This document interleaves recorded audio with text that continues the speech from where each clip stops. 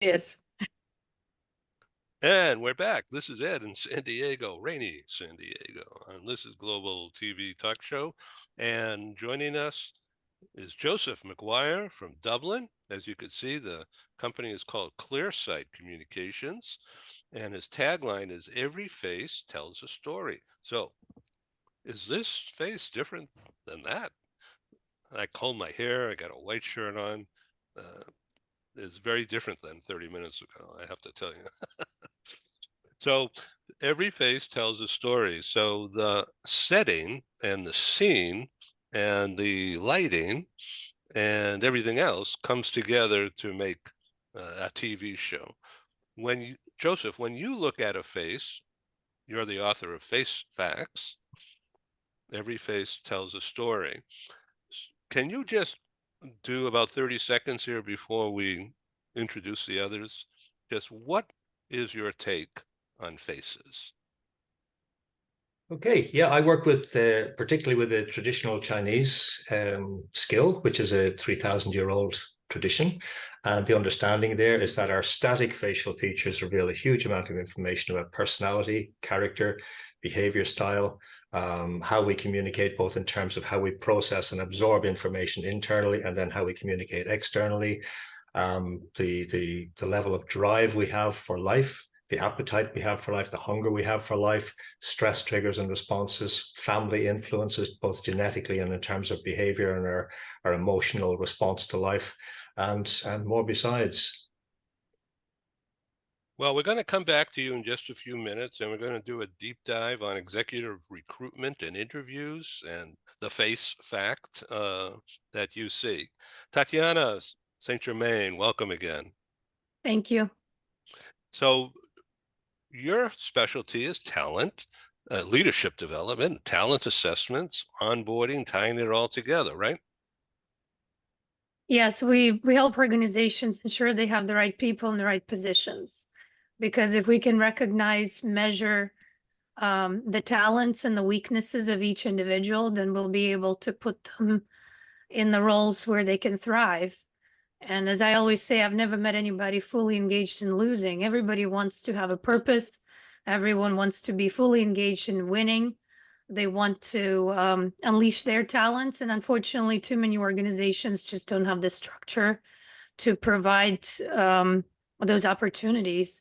And I think it's both the organizational structures that are probably not set up for the future of work, and lack of information, good, reliable information about people, what makes them tick.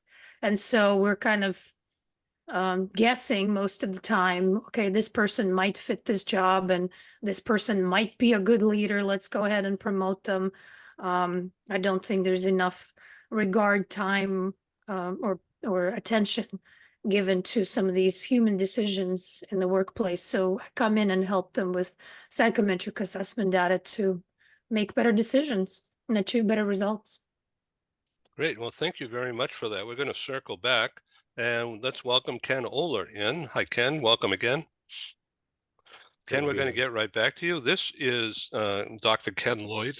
Excuse me, I think I'm going to sneeze. Oh, sorry. Bless you. Bless you. So I need that. So I want to ask you about personalized learning. What does that mean in this age of AI? Yeah, I think that's a great question. But bless you for asking it. Basically, we know that people learn in different ways. Some are more visually oriented, some are more auditory, others are more kinesthetic. They like to get their hands on it in the learning process.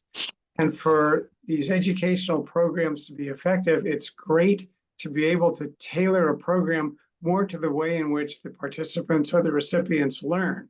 And AI has that capacity to a certain extent more than a trainer getting up and doing a program for 9 employees in a room, because you kind of use that one format versus AI, which is going to be interactive with you and learning how you learn and then tailoring how the information is presented to you. So you've got a very likelihood of learning, and equally important, actually applying what you learn to the job. I mean, we can learn lots of stuff, but it doesn't relate to what we're doing at work, or I can't get it to transfer. There's more likelihood of that happening if the learning does in fact tie in with your learning style. So, Dr. Ken Lloyd, tell us about your PhD and what was your thesis in? Oh my goodness. Let me think now. I was at UCLA. I got my doctorate it was going to age me. 1972 from UCLA. I studied, it was a specialty of organizational behavior. And what I looked at was actually a fun topic. I looked at adherence to work rules by union members in Hollywood. And I looked specifically at the Actors Guild. And it turned out in Actors Equity, the members were really following all the union rules when they were in these large playhouses. But when they worked in the smaller ones under the Hollywood area contract, they would forget about the union rules. They wanted to practice their craft and do their work.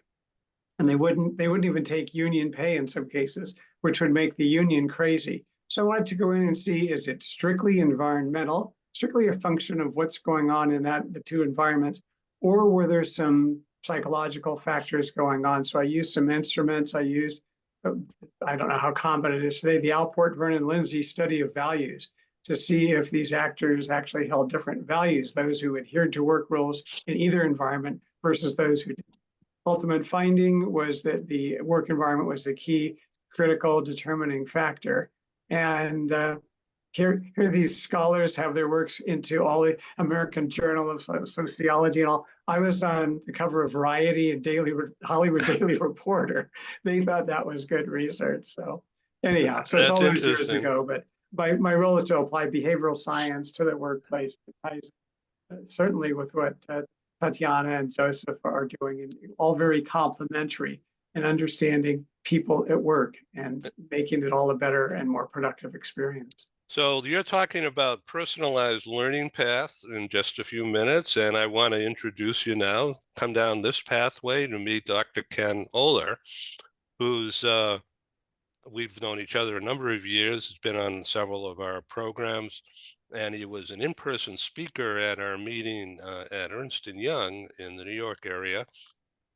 And he brought the house down doing design thinking exercises and talking about the radicalization of the workplace. Ken Oler. Thanks for having me here. I guess I can. It's similar to the other Dr. Ken here. I have a PhD in industrial organizational psychology and have been a student of people in the workplace my entire career. I really specialize in culture, motivation, why people do things the way they do, and over the last decade or so, I've been really focused on kind of accidentally, this variable kept coming up in the research that I was doing, which was about trust and connection, that all sorts of good things happen when there's trusted connections, and all sorts of bad things happen when it's not there. Whether it's, you want to innovate, or you want to reduce turnover, or you want better leaders, or whatever, that variable kept coming up. So I've been in the last few years really focusing on that. And I work for a company called Radical right now, and we are working to bring epic experiences to everyone. And a core ingredient of that is trusted connection, and using things like AI and technology to help facilitate that. So you did a report so how is that report feeding back to you? Is it hot talk still as it was back in November? Yeah, so there's probably a couple. We've been producing a lot of research that you can find on our website, but I'm not sure if maybe you're talking about the radical people predictions that we put out for 2024. Right. It's interesting that the first two, and I'm actually working on another piece that's doing a deep dive on trust right now, and various trusted relationships. The first prediction in that was that we're not out of the woods yet economically yet, as much as we're seeing some uptick in the economy, that productivity and performance is going to be sort of first and foremost on everybody's minds, and we're going to still see layoffs. So I wish I were wrong about that, but as you know, we saw in January, there were still more layoffs coming. Many companies have committed to further workforce reductions throughout 2024. But I think the bigger thing beyond layoffs is that performance and growth and back to productive and profitable growth is really going to be first and foremost on leaders' minds, and then that has big implications for the workforce. How do you do that in this new hybrid environment? What's the role of AI in that to both facilitate work, but I also think perhaps likely also displace a lot of work. So long answer to your question. I mean, people seem to be really resonating with it, and I think so far, 1 month into 2024, the predictions seem to be relatively sound, but we'll see. We'll revisit it at the end of the year, see how they did. Tatiana, what's new and exciting from your recent PR of the Advent calendar? Oh, yes, I created an Advent calendar for the month of December called a Leadership Wisdom Advent Calendar. And it surprised me, the response that I got and how many people engaged with it. It's just little snippets of quotes and wisdom, or some things that I always talk about in my coaching engagements with executives that I coach. I recorded a couple of videos, and yeah, a lot of people gave very positive feedback and engaged, and I got a couple of coaching engagements out of it. And I feel like I need to continue with that just in time little snippets of wisdom and learning seems to resonate. That's how people like to receive information, bite size, on demand. So it's inspiring me to look in a new direction in terms of providing leadership training and coaching. So the last conversation that we had, or one of the last ones, you stressed how it's all tied together: recruitment, on assessment, onboarding, development, retention. And would you like to summarize what you've been telling me in the recent shows?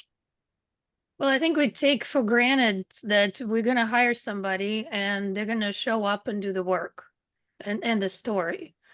And then we're kind of surprised it comes out of left field. Oh, they left, they weren't happy, or they're not producing, and we hired this person for a sales job. It turns out they're antisocial. And there's a whole host of other war stories I'm sure all of us can share. The biggest issue here is lack of understanding of each individual. And when we know what makes each person tick, again, going back to assessments, we will have the ability, by we, I mean people that make decisions, managers, leaders, entire organizations can make better decisions about placing the right person in the right position, conducting a much better in-depth interview. And onboarding starts with the interview, and retention starts with the interview. It's how you interview them, put them in the right role, have a great human conversation with them, a real conversation, create a connection, start building trust, to your point, Ken.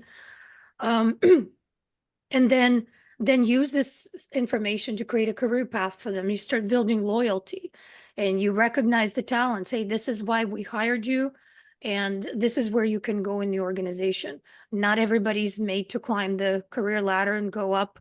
Maybe it's a lateral move. Not everybody's built to be a manager of people, or let alone leader of people. And so it really starts with knowing each person. And then all of those things that you mentioned, Ed, recruiting, hiring better, and retention, really it's a trickle down effect of knowing people and having real connections and real conversations and having an individualized approach. Ken Oler, would you like to comment on that? Yeah, there's so many things in there. I love the way you put that about thinking about people as individuals.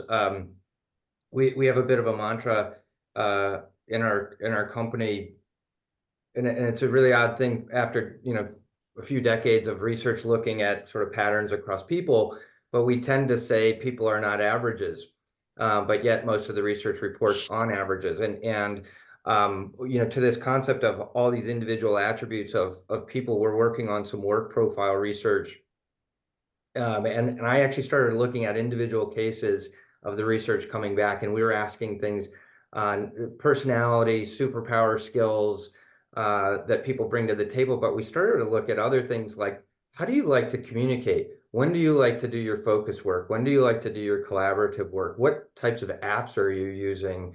And we started to see some really interesting generational patterns, as you might expect, where the baby boomers like face-to-face and phone, and Gen Z doesn't like the phone at all. They're fine with apps and chat. It's actually totally digital. The top three is totally digital. Whether that pattern persists, we'll see as time plays out, but it's really, really interesting when you think about all these ingredients that make the whole person and what they're bringing to work, and not just for them to fit that role, but then the ingredients of, say, a team to come together with complementary skills and or behavioral patterns or preferences that might get in the way of one another that people don't really know about or talk about. So I love that concept, Tatiana, of the really thinking of people as individuals and how you assess that and think about that across the whole life cycle. Joseph McGuire, you sent me some notes, and I just want to set the stage here, and then I'm going to stop talking so you can have the stage. Key points: determining culture fit. This has to do with executive recruitment. And once again, you're looking at faces and then advising. Okay, determining culture fit from what? The face? From early conversation. Number 2, decision-making capability. Pardon me. Number 3, personality and character. Number 4, cultivating trust and autonomy. And then you mention, get those 4 points right, and both the organization and the individuals experience rewards, financial and personal fulfillment. Now, how do you do that with a face? Okay, if I can just follow on directly from what Ken just said, actually, and Tatiana, about treating people as individuals. I'm reminded of a story going back to the Second World War, where the US Air Force they wanted to design pilot seats, and they worked out the average height and weight of pilots, and they designed a seat according to those measurements, but they couldn't find one single pilot who actually fit into that seat. So it's a wonderful example of not working out an average and nobody fits it. And that goes back to, in a sense, going back to the recruitment part. I'm not involved in the recruitment part, by the way. I'm only called in when it comes to the interview stage. And a couple of the failings that tend to occur when it comes to executive recruitment are the recruiters or the interviewers, or both, and sometimes there's no great sync between the two, that they don't take into account whether the person actually fits the culture of the company. And that's an essential point, because if the culture fit is wrong, or if the cultures don't fit, then you're heading into a very expensive mistake. And it's not just in terms of the financial aspects, it's in terms of team performance, team morale, customer relationships, and there's so many ancillary problems arising if you don't get that bit right. But what I've found time and again when I've been called in at the interview stage is that the interviewers or the recruiters or the collaboration between both has been blinded by the bright, shiny object of the CV of the candidate, rather than taking into account whether they're likely to be a fit. They don't necessarily take into account the real personality, because they can be bought, their perception can be colored by the previous history, and what's on the CV, and it doesn't necessarily tally that they're going to be right for the company. What was the third bit? Yeah, Ken? personality and character. Ken, your point. Which can. Ken Oler. This Ken's They ready mentioned anytime. the personal preferences, maybe the generational differences or something. Yeah, I can't. Okay, Ken too. Ken too, signing on. Yeah, to all of your points, and it really integrates all of it. And just jumping further and hitchhiking on what Joseph said, as important and as effective as you folks are in analyzing the candidates, which is critical. The other side, and Joseph kind of touched on it in terms of the culture of the organization, it's critical. Some companies, as you said, will be blinded by this beautiful resume, and they'll think this is our kind of person because we do all these wonderful things. We focus on recognition, achievement, advancement. We're team-oriented, we're ethical. When in fact, we're not. Some of the managers here are not particularly well trained. Maybe they're a little more on the authoritarian scale. Maybe there's some bullying, maybe, who knows? We have to look as carefully as you do at the person, at the organization. It ties into what Joseph was saying about the fit. Are we really truly an organization that values high achievers, or do we like to think we are? It's almost like when we spoke before, how we see our organization, others see our organization, and how it really is. Just like looking at people, organizations are the same type of entity. They're, well, corporations, corporate coming from the word body, and there is a lot to that. And if we don't see our organization accurately, we're going to have just the kind of mismatch that we're talking about. So yeah, terrific insights into people. We want to make sure we're being realistic about the organization that these people ultimately are supposed to be going into, because that can really spell the end of a very successful apparent match that turns into a mismatch. Can I make a quick comment so talking about interviews only give us 14% chance. Our latest update from Harvard Business Review was 16% chance of hiring a top performer. And it's largely due to the fact that we have so many personal biases at play that stem from our lizard brain. We're just wired for many of these biases because they were important for survival back in the day. And now they don't really serve us when we're trying to fit people into jobs and cultures. And so, and any person can be anything for 45 minutes to an hour if they really want the job. And so that's how you end up with well-intentioned organizational structure, and we're this and that, and we stand for this and that. Do you fit this? Oh, sure. And then it doesn't, we're not actually selecting the people that can do things that we want them to do. So just wanted to make that comment. Unfortunately, it just blows my mind. I've been doing this for 20 years, and I still encounter so many organizations that, oh, we interviewed them, and then they're surprised that the person didn't fit. They don't quite grasp that. I'd love to build on, Ken, what you were saying. I think you're so right about the difference between maybe the aspirational culture and the real culture, right? The stuff that's the plaques on the walls versus what really happens. And one of the things I've seen in the selection space, and I've seen it work really well, and I've seen it be awful, is where you do that selection piece for a culture fit with the aspirational culture, the culture that we want to be. And in one scenario, it's very purposeful. You start to hire people as change agents to transform this culture into what we want it to be. And you put this protective body around them. You get executives on board so that, when the culture starts to push back, you go, no, this person is the future. The other scenario is where you're not really paying attention to that, and then the real culture just eats this person for breakfast, and then they're done.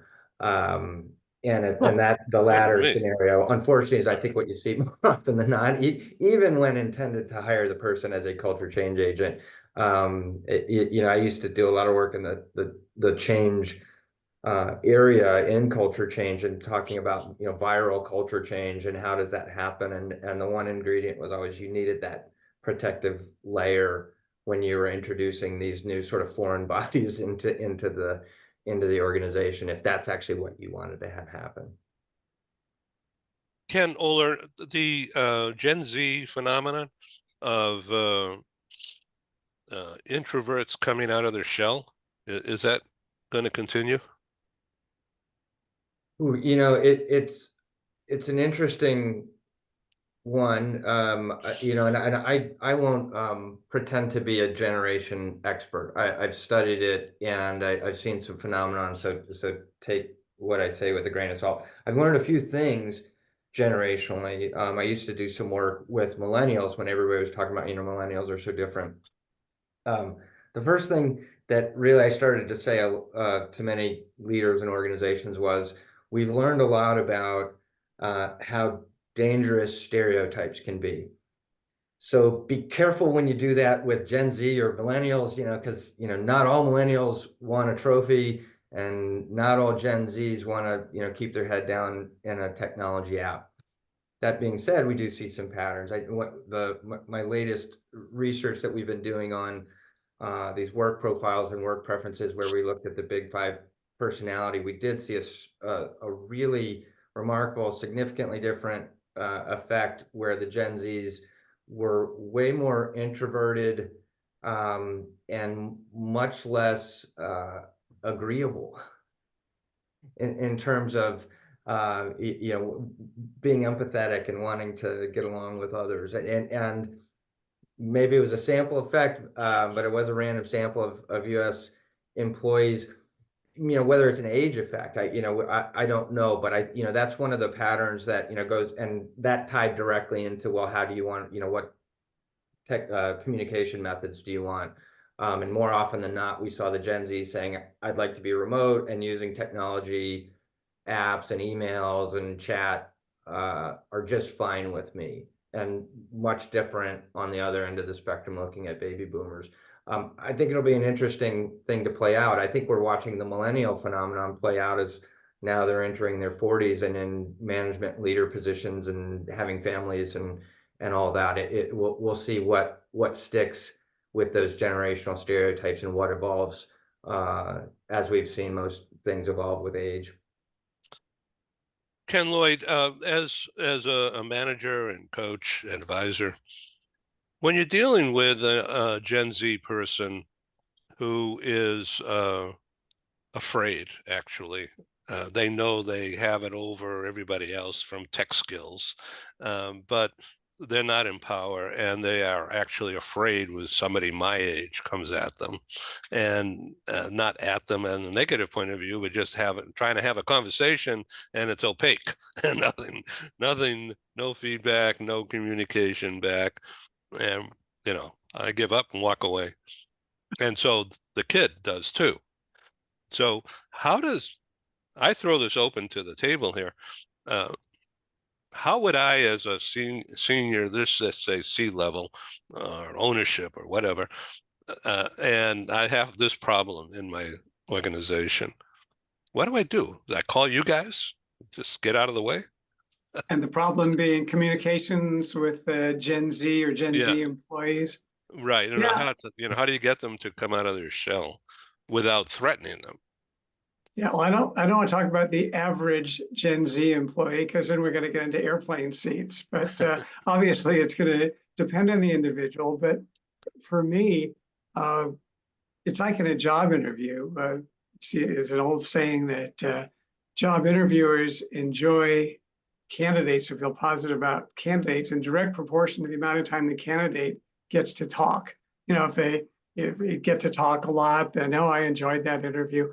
My feeling would be to try to, without making it like a deposition, but more like just a conversation. And I would try to match, it's almost like selling, try to match myself to this Gen Z person. and stay away from vocabulary. It's not a conversation. I want to have a convo with you where we can talk. In other words, have the vocabulary right, pace yourself with them, and draw them out, not with closed-ended questions that can take a yes or no answer, because that's what you'll get, versus open-ended, kind of what, where, why, how, all in the framework of building. They're interested, I really, from what I've read, in career paths. Where am I going long term? How am I going to get there? Let's talk about that. Tell me more of your ideas, your thoughts. How can I help you? Just what can I do to help you get to your goals? So in other words, pacing, listening, trying to really adjust to them, and certainly using, without it being an interrogator, open-ended questions for them to respond to. And I wouldn't even do it in front of a desk. That's it. That's just psychologically as a block. You go face to face, we can talk. I don't care if it's even at the so-called real or virtual coffee bar, where we're a little bit more on informal convos. Those are now, excuse me, very important for managers to have on a regular basis with their employees. So just informally, and build that relationship with them, so they understand that not all of us boomers are the same. And that, you know, this is a person who's genuinely interested, communicates, respects where I am and where I'm coming from as a millennial. So I don't know, simplified answer, it's not an easy one, but at least to try that kind of approach. But I'm interested in, obviously, the thoughts of our team here as well. I think Joseph? if you're talking to a, sorry, if That's okay. jump in. If you're talking to a turtle, I'm not sure you want them to come out of the shell, because no matter what you say, it's going to be, they will feel attacked. It's an attack on who they are, because then they're not good enough. That's really the implication. So it's more about personalized approach, again, understanding how far can this turtle go, how far can you, whether it's through use of assessments, understanding how far they can stretch, or put them in the role where they don't have to come out of their shell. That's really the best way to recognize their true talents and limitations, provide them opportunities for growth and stretch, learn new skills, but at the same time recognize I'm here to help you grow, so and help you do more, so you can change what you do, but I'm not here to change who you are. I think it's a very important distinction. Yeah, I think you're right, Tatiana. But it goes right back to what's been said, to focus on this individual. And if that's how they operate, if that's their personality and not just some initial behaviors in the workplace, you'll learn that and adjust and adapt. And certainly there are places for introverts, but yeah, there are introverts in every generation as well. So again, let's understand these folks as individuals and work with them to see if there's a way that through this work, we can help them meet their needs, whatever those needs are. My needs are for achievement and growth. Mine are to work quietly on my own. I want independence. I want autonomy. Terrific. Let's see if we can work together and build from there. So it goes right back to what's said, and I totally agree that understanding the person as an individual is so important. I grew up, I had a turtle when I was a little boy, and it never would come out of the shell, and I worked with it. And by the time it reached its old age, it was actually out of its shell when I'd come in and being friendly. So maybe even turtles can do that too, literally. I don't know, figuratively. On their own terms, on their own terms. And turf, yes. I think, you know, one of It the also things goes back. I wanted to add. Sorry, Ken, you go for it. Sorry. I just wanted to add, you know, Ken, you had mentioned this, this symbolic thing of not having the interview across a desk, which I think is a really important thing. It's a symbol of power distance and hierarchy, which seems to really be flattening out. And one of the things I think we're seeing, I'm not sure where introversion, extroversion plays into this, or if it's really a personality thing as much of a social change, is that I think the younger generations really want to even that playing field out, and they just simply won't tolerate this sort of really top-down style. And I think it's really insightful to say, you know, like, to understand that sitting across a desk is a very overt symbol of I'm in power and you are not. And what a smart way to, let's not have the interview here to reduce that, because that may just damage your brand that you're not trying to do as the interviewer or as the company, and help make that person feel more at ease. And that seems really, really different than at least when I was younger and coming up through the org, where I was like, oh yeah, that person's really senior, and Joseph. Yeah, so that's so much wisdom here.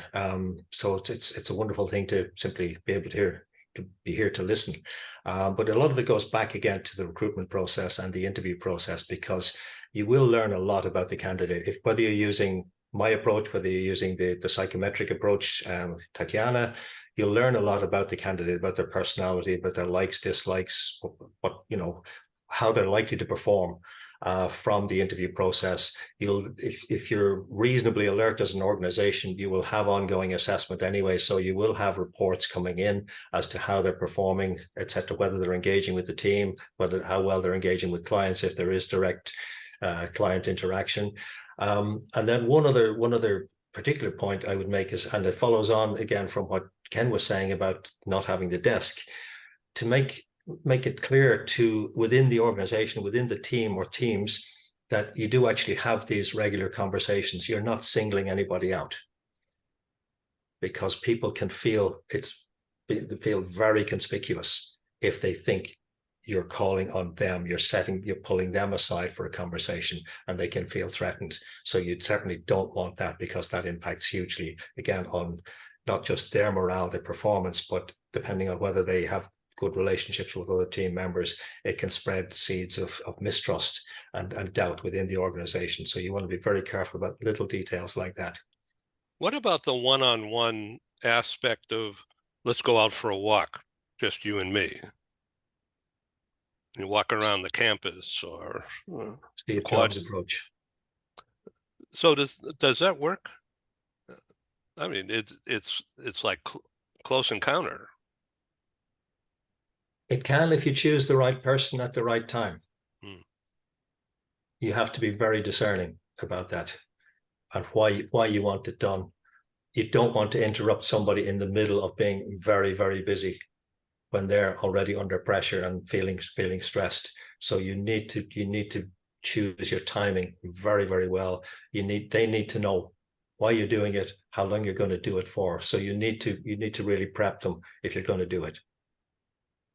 Sometimes on a walk, which is nice, and that you're getting the exercise in, and it's a different environment, everything has changed.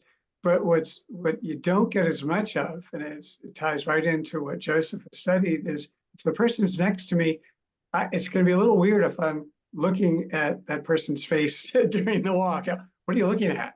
I should be looking where I'm going. So I might miss some of the visual cues that I could get if we're going face to face. But as an literally additional step to take, it's a nice thing to do. It kind of turns the stress levels down and puts them in a different environment. But we don't get all the cues that we would get if it were kind of more informal, again, without the desk and just having a face-to-face friendly conversation. Tatiana, what about the male-female thing in this regard, this milieu of conversation we're having? Well, whether it's male or female, like if this walk comes out of the blue, I would be suspect. As Joseph said, you need to be clear about the purpose of this informal kind of setting, this visit. I don't know. I personally don't buy into the male-female power struggles. I believe in meritocracy, and it's. I have not experienced it. I mean, growing up in the Soviet Union, it's a very matriarch society. So I have not grown up with fewer opportunities because I'm a woman, if you know what I mean. And I see that there's many opportunities in the United States for both genders to have a real conversation. We have to remember, And I remind my coaching clients about this all the time. No one can make you feel a certain way. You are the one in control of your feelings. You allow yourself to feel a certain way because someone said something, or because you experience another person in a certain way. So it's more about developing internal fortitude and strength and resilience, and learning to notice assumptions, notice kind of irrational fears and knee-jerk reactions that don't serve you, and then taking action. It's a fascinating conversation. I have to bring this program to an end in around 12 minutes because I have another booking at the top of the hour. So we have 12 minutes, and that's a lot of talk. Ken Oler, what do you have coming up this next week or month? Well, as I mentioned, I'm in the midst of doing some research and working on another white paper that will hopefully be releasing maybe next week or so on trusted connections and the impact on the employee experience and productivity. It gets into the concept of network analysis and thinking about relationship networks. For example, we asked people, one, the state of relationships with different folks in the organization, whether it's executives, your manager, your manager's manager, cross-functional networks, et cetera. And then your state of your own work experience from this. And we talk a lot in experience, we talk about meaning, clarity, and connection are the key ingredients that you need in your work experience. And then we ask about productivity. And as you might imagine, you need all of these people to have these things happen, but certain people provide more impact on some of these outcomes than others. Like the manager is most important for productivity, but so are some other folks. People look to the executives for meaning in their work experience. The mentors give them clarity about what's going on and where they should be focusing their attention. And then connection comes from all sorts of people. And then we looked at, not just in the linear chain, but looked at this concept of work friends. The cross-functional network became really, really interesting in that, in a couple of ways, in that how low the trusted relationships are across that, and then how crucial those relationships are for things like innovation and organizational performance. So in answer to your question, in the next couple of weeks, I'm deep on this trusted network research that I'm working on. Well, if you can, bring that forward to the March 13 conference I'm putting on in Midtown Manhattan, where you will be a speaker. That could be good timing for that. Sounds good. Yeah, great. Okay, so I just came back from producing a live meeting in Washington, D.C. this past week on Feb 1. And the very last live meeting I did pre-COVID was in Washington, D.C. And so now this is the first back then. It was quite an experience. It was hosted by a global law firm inside their K Street offices. So as you can imagine, it was prestigious.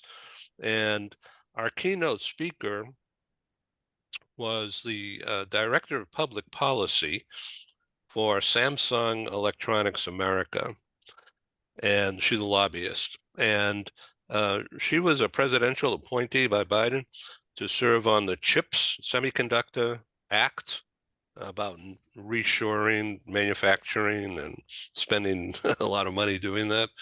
And she gave that talk about talent development, recruitment as a result of that investment money available to make manufacturing happen in the States. That means more immigration, and that means more competition for really high-paying jobs. So Tatiana, what do you see in terms of impact on your world of that influx that will become evident as we go through this decade? I think the future of work looks different. We're intuitively all feeling it. Ken Oler, you mentioned this, how organizations are flattening. I'm reading an interesting book called Humanocracy. So it's all about moving away from the hierarchy and bureaucracy that served the business world for over 100 years. And now all of a sudden it doesn't seem to work. We're all seeing that. Best in class organizations are moving into the humanocracy in that term, away from the hierarchy and bureaucracy. So, and what they're doing is truly building people so that then people can build the organization. So no matter where these people are coming from, no matter what generation they're in, they are, no matter what gender they are people. So it's about humans in the workplace, and we need to learn their talents. We need to unleash their talents. We need information. And that the result of that is going to be that everyone will want to contribute, because they're not going to be pressed down by some enforced hierarchical structure. Well, I can only, and the whole idea, it's not my job. How many times we hear that? Well, it's not my job. Well, it's because we squash the entrepreneurial spirit in the within the workforce. We expect leaders to be entrepreneurs, but where do leaders come from? So that's my view. That's my sense, really, not my view. I'm not smart enough to provide that, but that's my feeling on this. Intuitively, I'm feeling it's the future of work. It's going to be very, very flat. If organizations want to stay competitive, survive this, they're going to need to look at how we look at people, build people, so that people can build products and deliver results, not the other way around. You don't build a company, like you don't build a plane and then try to squeeze people into it. You build people. Yeah, Dr. Ken Lloyd. Yeah, I just totally agree with Tatiana just said. It just certainly the addition of people from wherever they come will enrich the organization and the country. At the same time, what I like is we don't hear the word boss anymore. And that's just what's going on. It's a terrible word of bossing someone around. At this point, even when we look at leadership today, its definition, it's a collaborative process in which a manager will work with his or her, with their managers will work with their employees to reach specified collaborative goals. It's just very different. The word collaboration is so much bigger today. It's used in far more organizations, and it's not just a buzzword. It's truly engaging with fellow employees at all different levels to help build what we're trying to build, to help build our group as individuals, to move the company along, to move ourselves along on career paths. It's much flatter than it ever was. So I think that's a very important point. And I think that helps temper, if you will, people's concerns. Oh my goodness, we're going to have all these additional technical people from all over the world. That's wonderful. That's great for them. It's great for the industry, and it's fine for progressing our country as we move forward into the centuries to come. It's a survival skill. So I think it's a very positive, but done in the context of flattened meritocracy and getting away from bureaucracy. And I like the concept of a humanocracy. I think that's really the direction to go in for companies today. Dr. Ken Oler, and then Joseph. I think with the immigration question, I'm reading this fascinating book. It was written a few years ago called The Next 100 Years. If you've ever read it, it's by a intelligence man. I'm forgetting the name of the author right now. And he talks about, when we get beyond our current immigration crisis, the reality that will hit us in the United States and many countries is we simply just don't have enough people. And we will see, this is the prediction, that companies and countries starting to incent immigrants to come in, as opposed to sort of where we are right now. Another critical element of that is not just people, but it's the skills they bring or do not bring. So on one side, you could say, well, we'll hire the best engineers from Romania or wherever they're coming from around the world. And that's great because they've already got the skills you need. I think that there will be another thing of unskilled immigrants that, and we've been talking about this for years, but I don't think we've really fully seen it, where companies then become educators. How companies take on the responsibility of training, taking on employees or apprentices and training them in the skills that they're going to need for the future. So that's sort of, when I think about where we are on immigration and beyond sort of what feels like a crisis right now, what the next 10, 20 years will be like. Those are the things that come to mind for me. Boy, I agree with you on that, I'll tell you. Joseph, please. Yeah, well, I'm living on a tiny little island off to the east. So we've traditionally been a country of emigrants rather than immigrants. So we're now dealing with the opposite, and it's certainly presenting various challenges for us. For me, welcoming immigrants is, to me, it's essential, because our culture needs to be broadened. Our culture needs to be enriched, which to my mind it certainly is by the influx. Obviously, again, we're dealing with we're not dealing with stereotypes. We're dealing with individuals. So if the individuals are welcome and they are assessed, and that does need to be part of the process, then it can be massively enriching for all of us. But again, coming back to the basics, it comes back to qualities of trust. I love that term, humanocracy. Trust, respect. It has to be a degree of autonomy for people, that they can be creative. And then there's a question of leadership. What does leadership mean in this changing world?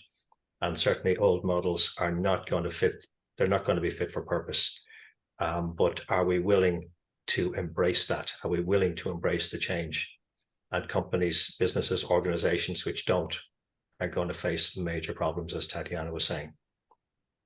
Thank you all for being on Global TV Talk Show. I welcome you to come back again, and let's extend this and learn how to spell humanocracy and define it.